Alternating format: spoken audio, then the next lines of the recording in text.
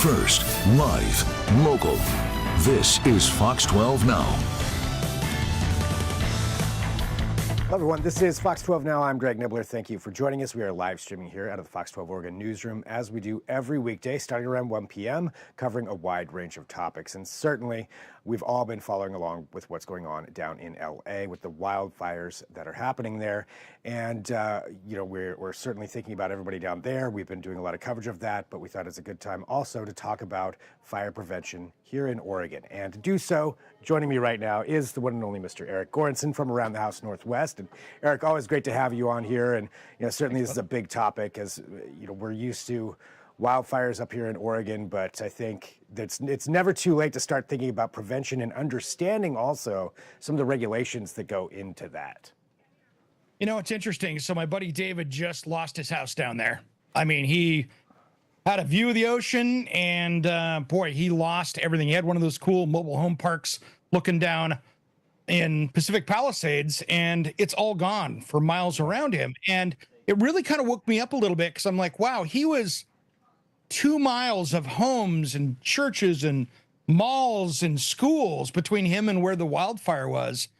And all it takes is that Mother Nature wind to blow at places, and you got a blowtorch, and there's not a defense that really works for that, because you can't defend it.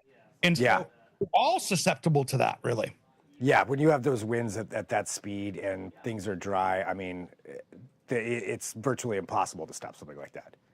And even if you had the green grass, the green trees, I mean, I saw beautiful palm trees and bushes that are no longer there, because it's like a furnace. You got the hot air pushing in, you got the flame, and it's bad. But there's a lot of things that we can do as homeowners here to really get ourselves prepared and kind of try to navigate some of these issues, because some of the things you can do just in remodeling or summer projects or winter projects, you can do that'll really help make your house more sustainable if you get into this situation.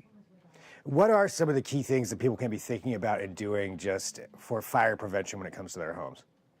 We love to build our cedar fences here in the Pacific Northwest. But if you have one coming up within 10 feet of your house, like we all, I think, have a fence that comes up to our house, if that's wood, that catches on fire from embers, and it's just like a path. It's like watching the old Bugs Bunny Roadrunner show, and they've got the fuse going. That is just the fuse that is going to catch your house on fire. So instead of using a wood cedar fence, look at aluminum, look at steel. There's products out there that you can make a metal fence with. Does the exact same thing as the steel fence. It'll be more durable, and it's not going to catch on fire. So that wood fence that's now on fire won't get up to the house. So even if you take 10 feet a section of that fence and not do it in wood and do it in metal, you're way better off, because now you're not going to bring that up to the house. So just those connecting pieces that are going to be there within 10 feet, just get rid of the wood. Yeah, I mean, I saw that. I was watching the news down there. I was streaming it and watching, and you could see the fences coming up, because the embers would come in, land next to the cedar fence. There would be our wood fence, and it would catch, in the dry brush right there. Now the fence is burning, and it would just walk right up to the house, because it's just burning. And just 10 feet of fence can really reduce the risk right off the bat. So what's another thing that people could do, right? Just thinking about this right now in light of what's going on. Yeah, new building code is starting to get out there now. There are vents. And again, we're trying to talk about the embers, right? Those little things that are showering down from the burnt fuels and stuff. Those things can get up especially with a wind, those can get up into your attic space or crawl space. So now they make these special, basically they're a special vent that when those embers hit it, it automatically slaps it closed. So you won't get that up into there. And it's really meant for going through and stopping those fires. So that way you don't have to worry about, an attic fire just because the heat that's coming through there. Again, that's another one of those. If next time you're doing a roof project or changing out vents, if you put those in, that'll really keep that much more safe if you have those embers blowing at your house. And then the next one is landscaping. And this one is really tough. The biggest part of this is that you want to have a defensible space around your house, like 6 or 8 feet. But if we put down bark dust, well, that's flammable. If you put down, you're better to put river rock, keep all the trees and bushes back. But here's where our problems lie in the Pacific Northwest, because We love our trees. Who doesn't? But sometimes, especially in an area where I live and certain cities around the metro area, it can take you years to get rid of a tree that's too close to your house, that if it caught on fire, it's going to drop stuff down. And it can take you years and tens of thousands of dollars just to get through permit processes and have that removed. And so I think we're really going to have the state level, the Oregon Department of Forestry, start talking to local cities, counties, and starting to figure out how we navigate this stuff so we still keep our tree canopies, but we don't have something that's so close to a house. If there's a small fire, that tree canopy's gone with the neighborhood. Yeah, I mean, and you're right. The codes and regulations that come with that, and just the expense. I mean, it's quite expensive, going through all of that too to remove some of those trees sometimes. So I think that would be an interesting conversation. Yeah, definitely to have to try to streamline that and prevent some of these fires that could be happening. The cool thing is that the up until it wasn't cool, but now we've got some fire codes that are starting to come around. So the state of Oregon this last year went, hey, we got to get on this. California's had it forever. Okay, what are we doing with wildfires? So just a couple of days ago, they came out with the Oregon Wildfire Risk Explorer. Washington State's been doing the same thing. And now they're starting to figure out, okay, who's at highest risk? But the problem is we all are at risk. I mean, we've seen how many fires, if you go on the risk assessor, you go, oh, that's a moderate risk. Well, I remember seeing a couple of years ago, that area was burning from a wildfire and we didn't even have wind. So really, even in the metro area here, we can be really at high risk because all we have to do is have that wildfire in a wind event. And we've got California going on right here in our backyard. Not trying to be scary with it. It's just a fact. You can't stop that stuff. Right. And it's something that we all need to think about. We're all seeing happen live. I mean, it's not something that's necessarily unique to there. As you mentioned, dry weather, fire event, and wind. That's the kind of thing that could take place up here. So I think thinking about it and understanding those risks and what you can do to mitigate some of those things. I mean, I guess to that extent, what are some other things that people can do to mitigate some of those risks? Should something like that happen, there may not be a ton you can do, but at least to go along the lines of trying to prevent it. Two things. One, if you're going to be working on your house, you're like, I'm putting a new deck in, put in a fire rated deck. They have stuff that's got like Class A, Class B fire ratings on it. So if embers land on that wood deck, it's going to catch on fire. But if it's a composite deck, it might not, depending on the rating on it. So look for fire rated materials there. And one other thing, too, that I think is just a good thing that we've got to address as a community as well is we saw in California, and it's been all over the news, that they've had those fire hydrants were empty, right? The fire truck would hook up, there's no water there. And I did a little video on it today, but the problem we have is you think about it, all those fire hydrants are hooked right into our water system. But if you've got a house, let's say, your house, my house, if you were to catch that house on fire and burn to the ground, there's probably 10 gallons a minute coming out of that open water system. So that water is running because there's no faucets there anymore. So you got 10 gallons per minute per house. You can have 5 to 10,000 gallons a minute coming out of your water system when the house is burned down. And the only way to stop that is literally for somebody to go by and turn off every water valve out in the street in front of every house that burned down to stop it.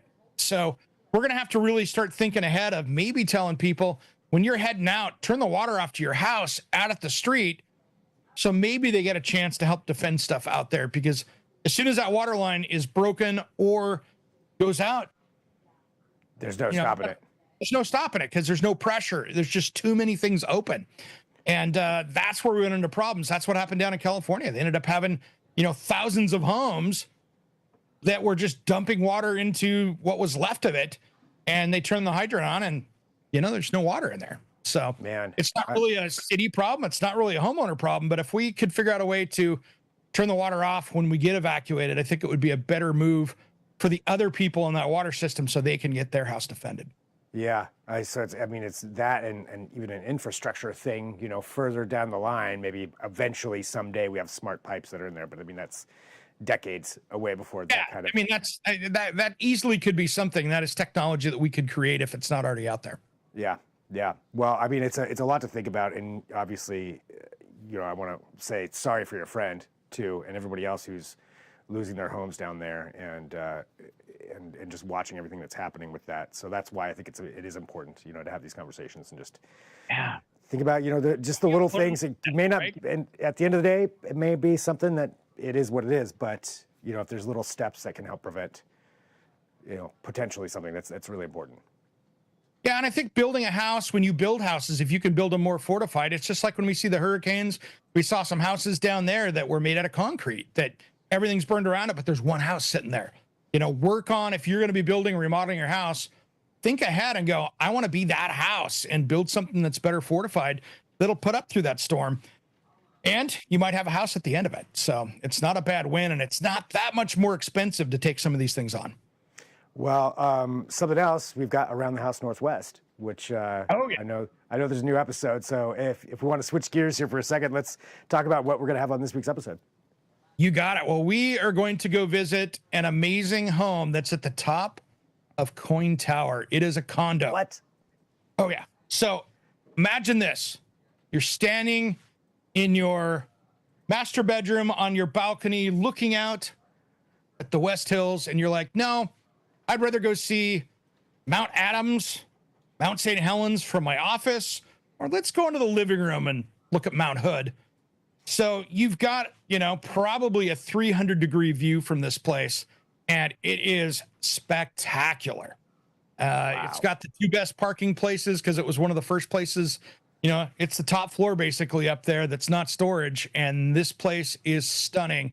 And I've never seen views in a condo like this because it is just absolutely amazing. The walls are glass, and so you get to see everything out there.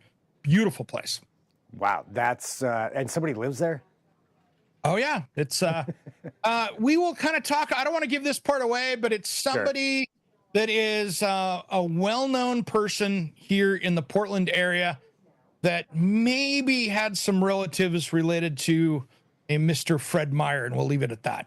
Okay, all right, there we go. Well, that's a guarantee for that episode. Exactly. And we talked tile with one of my favorite companies down here in Portland, Lonesome Pictopia, where they hand make tiles and they can, you know, design any tile or wallpaper for you. So we go in and visit with them as well. And then, of course, I got a national radio show and podcast that goes out across the country as well. On that, real quick, we talk about my top 10 tips this weekend to make sure that you ask these questions before you buy cabinetry. And then I've got another one here where I'm talking about my top 10 things you can do as a homeowner to make sure you're making the right maintenance decisions for 2025 for your home. What are the things you should be paying attention that'll save you money? Well, we got it all right there. So how can people go and watch, listen, everything that you just mentioned? All right. So podcast, your favorite podcast player, you can catch that there. It's also on AM 860 The Answer Portland at noon on Saturday. But really, what you need to do is check Around the House Northwest. Tomorrow morning, last week's episode, if you missed it, will air at 8:30. And then, of course, Saturday, 10 a.m. on Fox 12 Plus. And then it re-airs again at 6 p.m. on Sunday. And, of course, all the videos on the video. Yeah. Fox, go to the YouTube channel as well. You can check out everything there. The Fox 12 Oregon app, plenty of places to get all of that and check out all the episodes and segments and things that Eric does. And as always, I appreciate you being out here on the show and, you know, just talking about all this too. You know, obviously a heavier topic than what we would normally cover here, but it's important. It's important things to do. There's a lot of little things we can do in this situation that can increase our chances on saving our houses. There we go. All right. Well, Eric, thanks so much. And thanks, everybody, for joining us. Again, this is Fox 12 Now. We are live streaming here every weekday, so you can check out all of our segments as well on the YouTube channel. And I will be back later with more. I'll talk to you then. I'm Greg Nibbler.